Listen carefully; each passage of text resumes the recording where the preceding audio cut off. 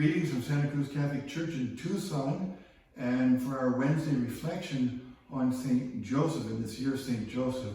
Today we want to reflect on the second sorrow and joy of St. Joseph. Last week we began talking about the sorrows of Mary, and we didn't maybe give enough time to the first sorrow and joy of St. Joseph, and I use examples of his love for Mary from the love that we find of husband and wife and man and woman in the Old Testament. I mentioned Jacob and Leah. I should have said Jacob and Rachel. He worked 7 years just so he could marry Rachel, and then Leah was given instead because she was the older daughter, and he agreed to work 7 more years. That's a lot of love. And there are many beautiful examples like that. So it was that love that Joseph had for Mary that made his doubt so painful. What am I to do? Do I let this young bride go because I'm so unworthy to be the husband of someone who's been chosen by God for this? So that was his sorrow, and of course his joy in being reassured by the angel. So now he has to deal with the situation in Bethlehem where they couldn't find lodging. You'll read different accounts from different traditions about the circumstances of all of that, and even the actual location of where the birth took place. You know, there's different opinions about that. Of course, there's the Church of the Nativity in Bethlehem, which is visited by so many pilgrims. But it was a very difficult and distressful situation for Joseph because, you know, he's the father and the husband, and he's no doubt feels inadequate somehow in not being able to find a proper place for Mary to give birth to this child.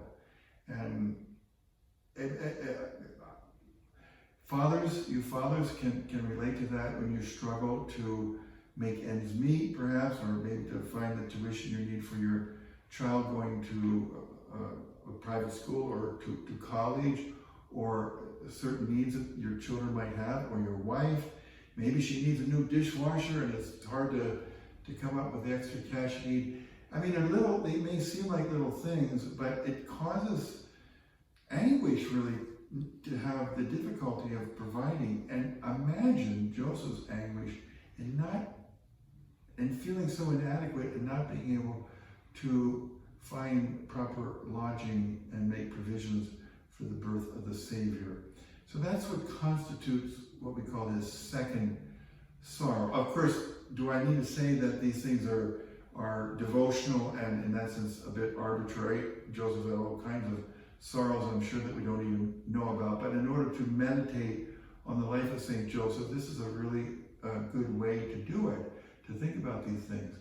And the joy in the birth of Christ, you know, whatever the pain and sorrow and anguish and distress about the lodging or the inadequate lodging and birthplace was no match for the joy that both Joseph and Mary would have felt at the birth of this child. It's one thing to know that the child is truly living in the womb and from the moment of conception, but to see the child for the first time, what a joy that is for parents. I've heard so often from parents, it's just an indescribable thing to see that child who's come forth, you know, to see the light of the day for the first time. So that's the joy that Joseph felt, which really surpassed all of the sorrow involved in the very difficult situation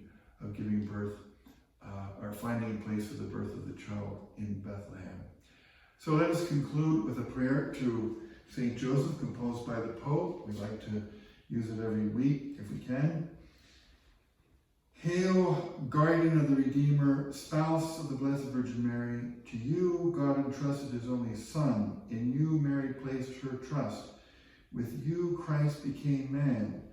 Blessed Joseph, to us too show yourself a father, and guide us in the path of life obtain for us grace, mercy, and courage, and defend us from every evil. Amen. Go to Joseph.